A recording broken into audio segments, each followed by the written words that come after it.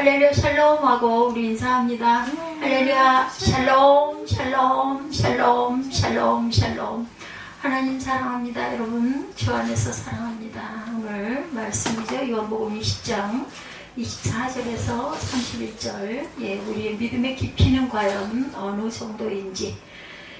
부활신앙입니다. 도마의 믿음이 나오죠. 20장 24절 보니 12제자 중에 하나로 디두모라 불리는 도마는 예수께서 오셨을 때 함께 있지 아니한지라.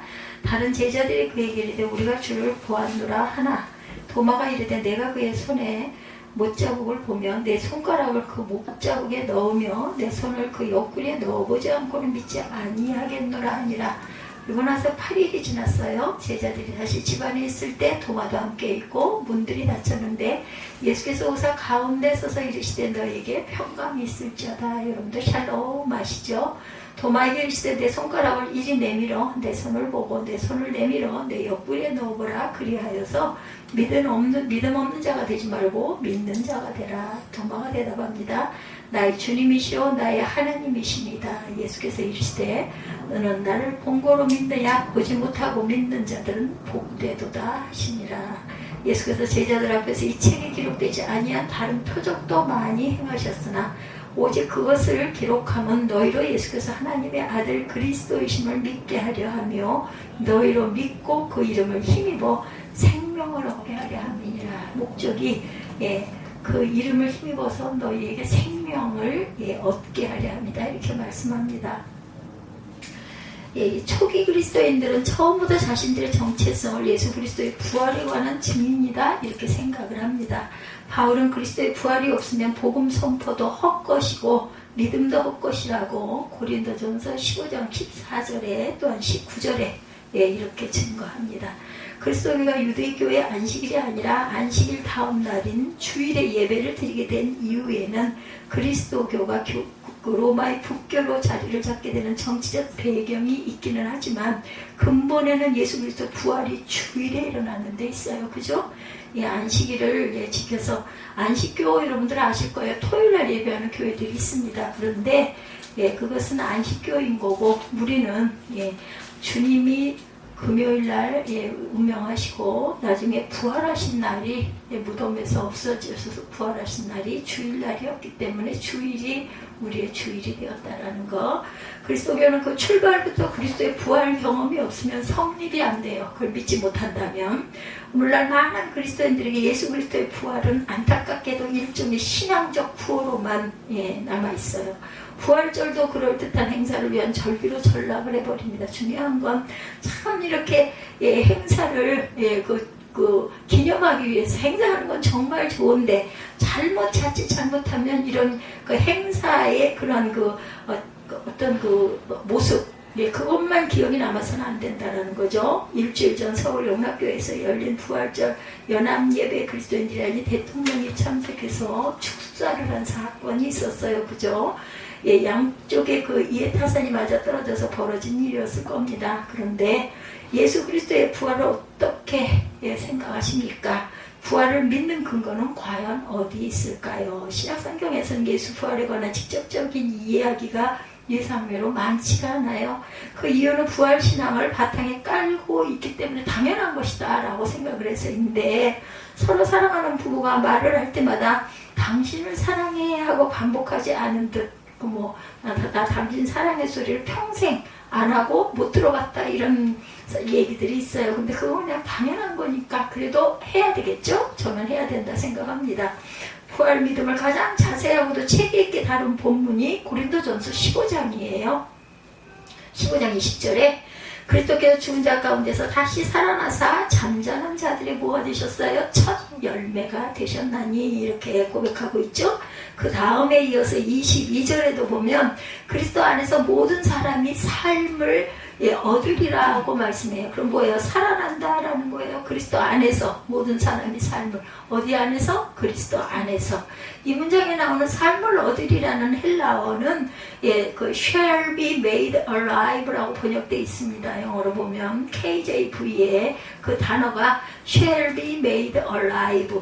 여기 alive 독일어는 레벤딩이라고 나왔네요. 예, 영어로는 그렇습니다. 여기서 alive가 핵심이에요. 즉 부활 사건의 본질, 예, 살아있음이라는, 살아있음, alive, 살아있음. 부활이 무엇인지 알기 원하는 사람은 살아있음이 무엇인지를 먼저 좀, 예, 종합적으로 생각해야 한다. 단순히 숨 잘 쉬고 잘 먹기만 하면 살아있는 것일까? 예, 그거는 생물학적인 부분이겠죠, 그죠? 영적으로는 결국 그것만으로는 안 됩니다. 복음서는 바울의 편지와 다른 방식으로 예수 그리스도의 부활을 이야기하고 있어요. 예, 스토리 텔링 방식, 그것을 가리켜서 빈 무덤 전승이다 이렇게 말하기도 한다 그래요. 네, 무덤이 비었다는 이야기와 부활의 주님의 제자들에게 나타난 이야기가 서사 형식으로 서로 결탁이 되어 있는데, 일단의 여성들이 예수께서 묻힌 무덤에 갔더니 예수 시신은 없고 흰옷 입은 천사만 있었다 이렇게 증거하고 있죠. 제자 2명이 엠마오로 가는 도중에 나타난 부활의 주님과 대화를 나눴다. 이거 잘 아실 거예요. 특이하게도 이런 종류의 빈 무덤 전승이 바울의 글에는 나오지를 않습니다. 바울이 활동하던 기원 후, 예수님 오신 이후죠. 40년에서 60년 사이에는 그런 이야기를 할 필요가 없는 상황이었기 때문이에요. 복음서가 기록되던 1세기 후반의 교회 상황은 달랐습니다. 그때는 예수님의 부활을 직접 경험한 제자들이 이미 세상을 떠났어요. 직접 증언할 제자들이 없으니까 그리스도에 관한 그들의 경험을 글로 남겨야 했고, 예, 도마 이야기 오늘 본문이기도 하죠.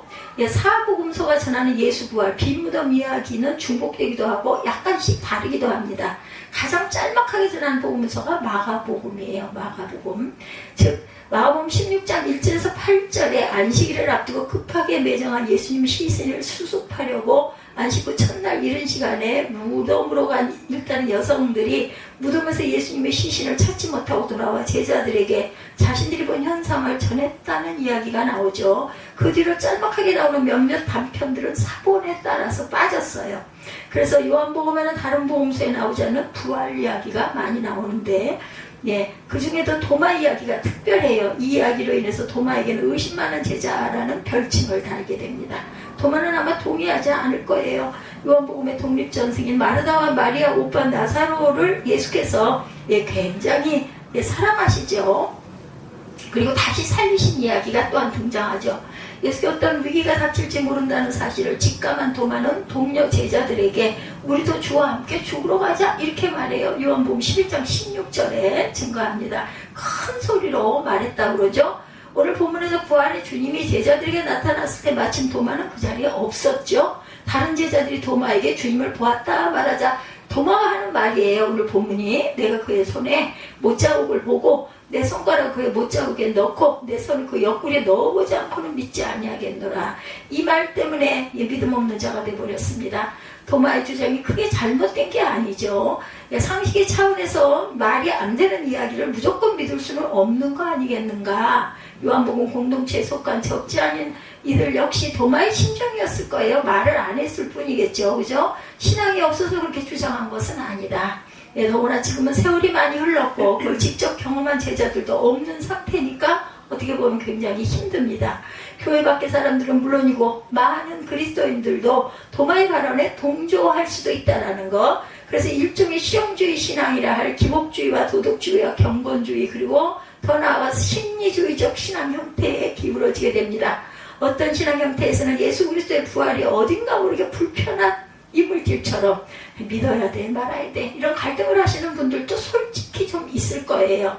요한복음 2장 26절에 따르면 여들의 후에 예수께서 다시 나타나셨다 이렇게 증거하죠. 이번에는 문은 닫혔으나 도마는 다행히 그 자리에 있었다. 예수께서 그들에게 너희에게 평화라고 인사하십니다. 샬롬이죠. 우리의 예외 초두에 항상 하는 그 인사. 저는 이 인사 이상의 인사는 저는 없다고 생각을 하기 때문에 예, 아이들처럼 샬롬하고 예, 하트를 그리잖아요. 머리 위에다. 근데 저는 그거를 바꿀 수가 없어요. 가끔은 너무 오랫동안 똑같이 했으니까 뭐 다른 인사가 있으면 했으면 좋겠다는데 저는 이 이상은 모르겠어요. 여러분들은 또 이제 여러분 세대에 어떻게 바꾸실지는 모르겠어요. 제가 아마 보겠죠. 위에서 저는 그렇게 생각하는 사람이니까. 예수께서는 본래 헬라를 사용하지 않으셨기에 유대인들처럼 히브리어 샬롬이라고 하시든지 아람어 샬람이라고 하셨을지도 몰라요. 아람어로는 샬람입니다. 예수께서 도마에게 말씀하시죠. 내 손가락을 여기 내밀어서 내 손도 보고 내 손을 내밀어 내 옆구리에 놓아봐라. 그리하여 믿음 없는 자가 되지 말고 믿는 자가 되라. 확신 한번 해봐라. 괜찮다 해봐라 이거죠. 도마가 실제로 손을 넣어봤는지는 왜 나타나질 않아요? 눈으로 부활의 주님을 보았으니 굳이 손을 넣을 필요가 없지 않았겠는가. 나의 주님이시오 나의 하나님이십니다. 이렇게 대답으로 대신합니다. 헬라어 성경을 문자적으로 번역하면 나의 주님 그리고 나의 하나님입니다. 초기 그리스도교 신앙 고백의 가장 기본적인 골격을 약간 변형한 문자, 이것이 바로 나의 주님이시오 나의 하나님이십니다 라는 표현이 되죠. 기본 골격은 주는 그리스도시요 살아계신 하나님의 아들입니다. 마태복음 16장 16절에 베드로가 고백한 그 말 그대로입니다. 주는 그리스도시요 살아계신 하나님의 아들이십니다. 또한 예수께서 도마에게 29절에서 다시 말씀하죠. 너는 나를 본고로 믿느냐? 보지 못하고 믿는 자들이 복되도다. 우리 모두는 보지 못하고 믿으니 복돼요. 그죠? 27절에서 믿음이라는 단어가 2번 나왔고 29절에도 2번 반복이 됩니다. 듣기에 따라서 어색할 수도 있는 도마의 손가락 이야기를 언급하면서까지 요한이 말하고 싶은 핵심이 바로 요한복음이니까 요한이 쓴 거죠. 바로 믿음이라는 거, 믿음. 앞에서 짚었듯이 예수님을 직접 경험했던 제자들을 비롯한 초기 그리스도인들은 이제 세상에 없어요. 베드로와 바울과 예수님의 동생인 야고보는 공교롭게 비슷한 시기인 기원 후 60년대에 모두 다 돌아갑니다. 요한복음 이 시절로부터 최소 30년 후에 기록이 되었다라는 것. 연대가 우리가 외울 필요까지는 없을 수 있지만 이해하기 위해서는 알아야 된다는 거예요. 예수님을 만나본 이들이 없는 상황, 그리고 교회가 유대교의 회당으로부터 쫓겨나기 시작한 시절이 이때이기도 하다.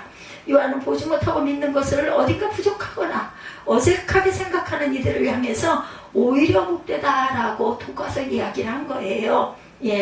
팔복에 이런 격려가 있죠. 예수를 너희가 보지 못하였으나 사랑하시는도다 그래요. 오늘의 둘째 말씀에 나오는 베드로전서 1장 8절의 말씀과 같은 의미. 오늘 우리 역시 보지 못하고 믿는 사람들, 그러니까 더더욱 복된 사람들이다. 제가 아까 말씀드린 것처럼 우리는 보지 못했지만 믿지 않습니까? 여기 앉아 계신 분들은 아무도 어떻게 예수님이 살아나셔, 있을 수 없는 일이야, 그냥 그렇다니까 그런가 보다 할 뿐이다. 솔직히 말해서는 잘 모르겠어. 이런 분 아마 안 계실 겁니다. 그래서 우리는 신뢰하면서 믿는다라는 거죠. 보지 못하고 믿는다는 말은 자칫 오해될 수도 있습니다. 믿을 만한 근거를 아예 묻지 말고 무조건 믿는 게 옳은 것처럼 생각할 수도 있어요. 한국교회는 이런 열광주의적 믿음을 높이 평가하는 경향이 있죠. 우리 교단이 거기에 아주 대표적인 예이기도 하죠. 궁금한 내용을 자꾸 물으면 교회에서는 믿음이 없는 사람 취급을 받기도 합니다. 예를 들어서 성경의 역사 비평에 관한 질문도 교회에서는 금기시됩니다. 부활 자체에 관해서 궁금하게 생각하는 그리스도인들은 교회에서 버텨내기가 힘들어요. 동성애, 타종교, 공산주의에 대한 질문은 아예 봉쇄가 되기도 하죠.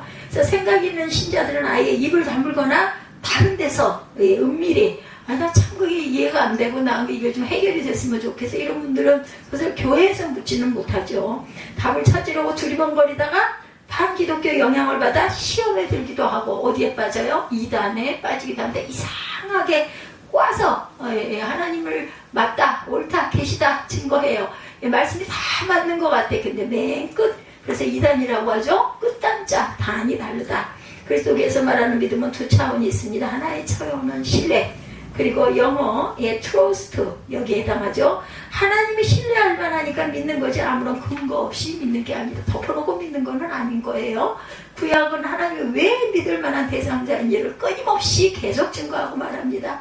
하나님은 세상을 창조하셨고 자기 백성을 애굽에서 끌어내셔서 젖과 꿀이 흐르는 가나안 땅으로 이끌어 주셨고 그 과정에서 만나 매출하기 위한 샘물로 먹게 하셨어요. 굶어 죽지 않도록. 신약은 예수 그리스도가 왜 하나님의 아들인지에 관한 이유를 계속해서 설명합니다.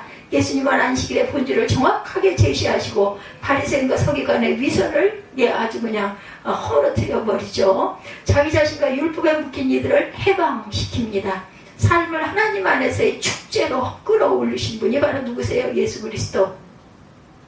한마디로 압축하면 죄와 죽음으로부터의 해방이에요. 이 사건은 제자들은 이처럼 예수 그리스도에게서 하나님에게만 가능한 생명 사건이 발생됐기에 그를 하나님의 아들이자 그리스도라고 고백할 수가 있어요.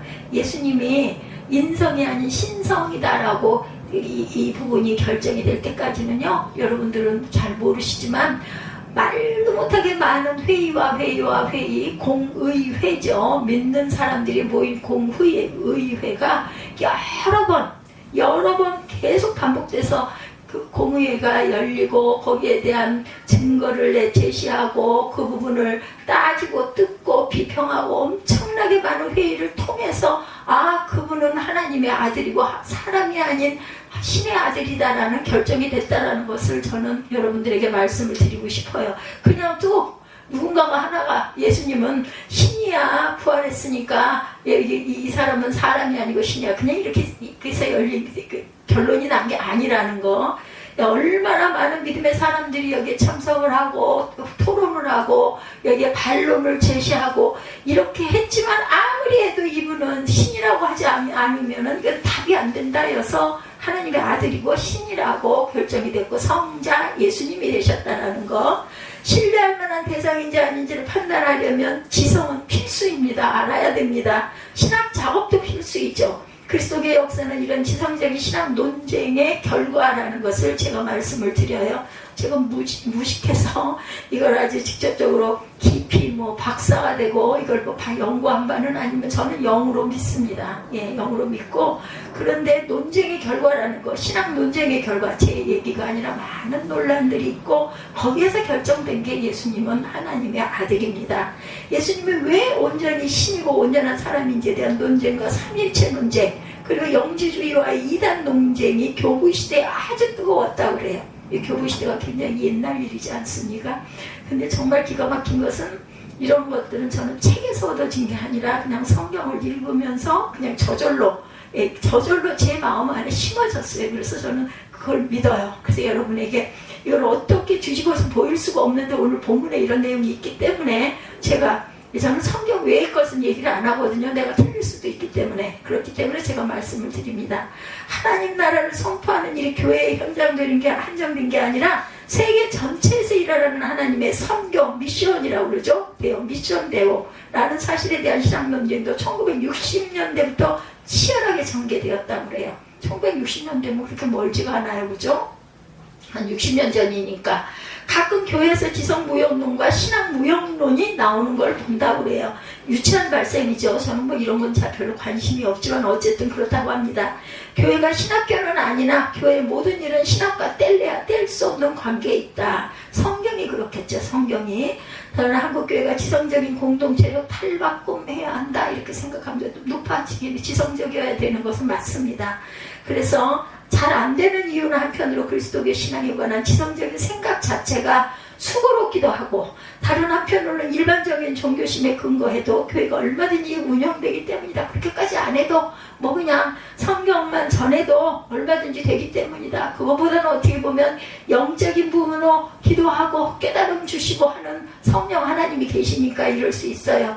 보지 않고 믿는 자가 복이 있다는 말을 근거로 지성이 배제된 맹신을 강조하다가는 통일교, 신천지 등등 이단의 바로를 막을 수가 없다. 그래서 우리가 이걸 많이 알고 하나님을 열심히 알고 가야 되고 신학적으로 깊이가 있는 목회자들이 많이 나와야 된다고 저는 생각을 합니다. 그런데 신학을 알기만 해서는 그것이 많은 사람들에게 귀한, 깊은, 살아있는 영향력은 절대 줄 수가 없어요. 항상 말씀이 육신이 돼야 합니다. 말씀을 행하고 나아갈 줄 아는 믿음 있는 그러한 목회자들이 많아야 되겠다. 그냥 입으로만 증거하기만, 신학적으로만 막 그렇게 얘기하고 그렇게 끝나가지고는 일반 성도들이 거기에 감동을 받을 수가 없어요. 삶이 되어야 한다라는 거. 그래서 저는 예배는 삶이라고 생각을 합니다. 절대적인 신뢰가 있어야 되는데 그리스도가 말하는 그리스도교가 말하는 믿음의 또 다른 차원은 절대적인 신뢰. 믿음이죠. 믿음, 신뢰라는 건 믿음이죠. 그것이야말로 믿음의 깊이고 참된 신앙이라고 말할 수가 있다. 이런 믿음의 깊이를 영어로 believe라고 얘기합니다. 이 단어 가리키는 믿음은 오늘 본문이 가리키는 대로 보지 않고 믿는 거예요. 그냥 믿어져. 여러분들 부모가 내 엄마, 내 아빠 그냥 믿죠. 엄마가 나를 낳은 걸 내가 직접 보지는 않았어요. 근데 나는 엄마가 나를 낳아서 길렀어. 이거 다 믿지 않아요? 그걸 뭘 파고들고 따지지 않아도 그냥 영적으로 믿어지는 것은 굉장히 중요하다고 생각을 합니다. 예수 승천 이후로 부활의 주님이 교회에 현상적으로 나타나지 않는 가운데서도 믿음이 가능한 이유는 눈으로 보고 손가락으로 확인할 수 있는 것만이 확실한 데 있지 않다라는 거예요. 그냥 믿어지는 거. 하나님이 살아계시고 주님이 나와 함께 계시고 나를 지키시고 나를 보호하신다라는 게 그냥 마음에 든든하게 그냥 글자만 봐도 눈물이 날 정도로. 씨앗에서 꽃을 보거나 손가락으로 확인할 수는 없으나 씨앗에서 꽃이 나온다는 사실은 가장 확실한 사실이죠. 요한공동체 구성원들이 부활의 주님을 직접 보지 않고도 믿을 수 있었던 이유는 부활에 관한 교회 공동체의 증언이 역사를 통해서 그들에게 주어졌다는 데 있다라는 것. 개인적인 확신이 아니라 부활에 관한 공동체의 증언을 진리의 근거로 삼은 것이라는 것. 이런 점에서 그리스도인이 교회 공동체를 떠나서 혼자 신앙생활을 하겠다는 생각은 옳지 않다. 교회 공동체가 반드시 있어야 되고, 그것이 어떻게 보면 가정보다 더 중요한 터전이 되어야 된다는 것을 여러분들에게 말씀드립니다. 집단지성이라는 말이 있듯이 집단 영성은 개인 영성을 초월한다는 것 또한 잊지 마시기 바랍니다. 개개인으로서의 성도가 아무리 뛰어나도 교회 공동체 전체를 감당할 수는 없어요. 2000년 전 그리스도교 영성이 예전 안에 오롯이 담겨있기에 그 예전 예배를 통해서 우리는 현재를 초월하고 그리스도교 영성이 과거와 미래에 참여하게 되었다는 것 또한 잊지 마시기 바랍니다. 절대적인 신뢰라는 말은 하나님의 손에 우리의 현재와 미래를 완전히 맡긴다라는 뜻이에요. 여러분들 맡기지 않고 내가 끌고 가는 거지 무슨 그런 게 믿음은 믿음인 거지 그것까지 내가 맡길 수는 없지 이렇게 생각하시는 분들은 아마 안 계실 겁니다. 내 마음대로 안 되는 일, 우리 마음대로 되는 일이 정말 극소수라는 거 여러분 생각 안 하십니까? 내가 내일 살아있을지 무슨 일이 일어날지 여러분들 예견하십니까? 그냥 일상이 이렇기 때문에 내일도 나는 출근을 할 것이고 내일도 나는 이렇게 갈 것이고 이런 어떤 예정이 있긴 하지만 그날 무슨 일이 일어날는지는 아무도 모른다라는 거죠. 그래서 절대적인 신뢰라는 말은 하나님의 손에 우리의 현재와 미래를 맡긴다라는 뜻이 된다. 내 마음대로 내가 최대한 내 자리에서 노력은 하지만 내 마음대로 되는 것은 정말 거의 없다. 그 하나님의 손은 창조와 종말의 능력이다. 그 능력은 강력할 뿐만 아니라 선한 능력이라는 것을 절대로 잊지 마시기 바랍니다. 자기 아들을 버리기까지 우리를 사랑하시는 능력입니다. 자기 아들을 버리면서까지. 이런 믿음은 지성을 부정하지는 않으나 거기에 종속되지 않고 자연과학을 부정하지는 않아 거기에 완전히 지배받지도 않는다라는 거예요. 사랑에 빠진 사람이 어떻게 상대방과 밀당을 할 수가 있겠는가? 그죠? 사랑에 빠지면 밀당은 없어져야죠. 그 직전에 이 밀당이 있겠죠. 그래서 밀당을 한다는 말은 그가 사랑의 능력에 사로잡히지 않았다라는 뜻이라는 것.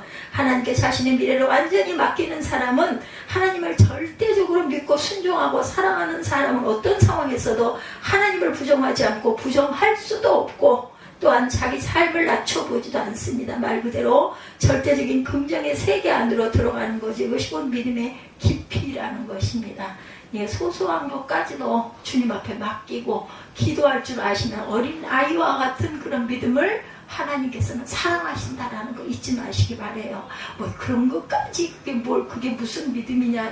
아예 절대 저는 아니라고 생각합니다.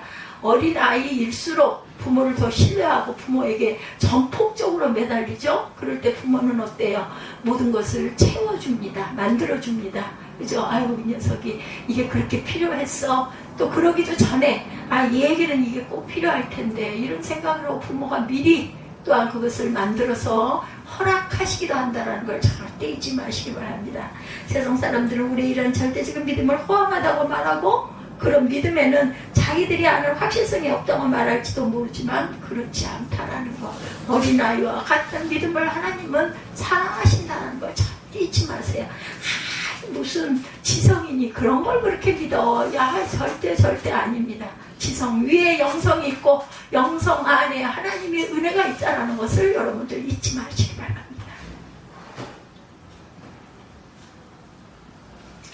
세상 사람들이 말하는 인생살이 궁극적인 확실성이라는 게 도대체 무엇인가를 보시기 바래요. 그들도 사실은 세속의 자리에서 절대적으로 믿을 만한 대상을 모색하고 삽니다. 예를 들어서 정치 인생을 거는 사람이 있어요. 나름 정치적 성과를 이룬 그들의 삶이 얼마나 초라한지 알만한 사람들은 다 알아요. 정치에 그런 말 있죠. 정치에 미치면 3대가 망한다는 이야기가 있어요. 그만큼 모든 걸 다 쏟아붓습니다. 저도 아주 제 가장 가까운 곳에서 그것을 봤어요. 배우자 형님 되시는 분이 그렇게 그죠? 나중에 그분이 대통령이 되시긴 했죠. 그분을 그렇게 따랐었죠. 그러느라고 집안이 정말 온통 망가지고 부인이 시장에서 좌판을 깔아놓고 장사를 해서 자녀들을 가르치고 교육하는 것을 제가 보았습니다. 나름 정치적 성과를 이룬 그들의 삶이 얼마나 이렇게 초라한 삶, 그의 정말 밑바탕은 이렇게 힘들고 어렵다는 거죠. 그런 일들은 어린아이들의 소꿉놀이나 동네 싸움과 비슷하니 성공한 이들을 너무 부러워하지 말라. 거꾸로 세상에는 절대적인 믿음의 대상이 없는 사람도 적지 않습니다. 일종의 영적인 고향 상실의 분들도 계세요. 하나님께서는요, 여러분들 제가 말씀드리지만 대단한 자를 꼭 찾고 계시지 않아요. 절대로. 내가 최선을 네 자리에서 네 그릇 안에서 얼마나 최선을 다하고 온전한지 그걸 보고 기뻐하신다라는 거 유명하고 성공하고 그런 자는 또 그런 자의 몫이 있다라는 걸 잊지 마십시다. 풍요로운 현대사회의 허무주의와 냉소주의가 아주 강력합니다. 영혼의 자유가 없어요. 겉으로는 전혀 그렇지 않은 듯한 태도를 보이지만 인생이 별거냐, 그냥 재미있고 성실하게 살다 죽을 때가 되어 죽으면 충분한 인생이지, 이렇게 말하면서 인생을 달관한 듯 말을 하지만 인생이 별것 아니라고 재미있고 성실하게 사는 것 자체도 아무런 의미가 없어 합니다. 저와 여러분은 믿음의 깊이에서 그리스도교가 긴 역사를 통해 증언하는 하나님께 어머니 품에 안긴 아기처럼 우리의 미래를 완전히 맡기고 인생을 살아가는 사람들이 되어야 할 줄로 믿습니다. 말처럼 쉽지 않죠. 믿음을 흉내내는 것과 믿음의 깊이로 들어가는 것은 완전히 달라요. 비슷해 보이지만 사실은 완전히 그 깊이로 들어가는 것, 정말 누군가 말처럼 미치지 않는다면 그렇게 할 수가 없다라는 것. 이런 점에서 믿음도 하나님의 은총이라고 말할 수밖에 없습니다. 억지로 되는 것은 어디에도 없어요. 하나님의 은총이 임할 때 그 상태가 될 수 있다. 제가 누군가에게 그런 이야기를 한 기억이 납니다. 그냥 좋아요. 그냥 저는 예배가 좋아서 누가 보건 말건 듣건 안 듣건 저는 그냥 그 예배를 드림으로 인해서 제 입술에서 나오는 말을 제 귀로 들으면서 가슴으로 많이 울기도 하고 많이 감사합니다. 여러분들은 저보다 20년 이상 일찍 이런 경지에 저를 보고 있으니 저보다 훨씬 복된 인생을 사시는 여러분이 되실 줄 믿습니다. 항상 주께서 나와 동행하시고 오늘도 주님께서 나를 보호하시고 안아주시고 인도하신다는 걸 잊지 않고 보지 않고 믿는 복된 자들이 되시기를 주님의 이름으로 축복합니다. 우리 결단하시고 기도하시고 축도로 예배를 마치겠습니다.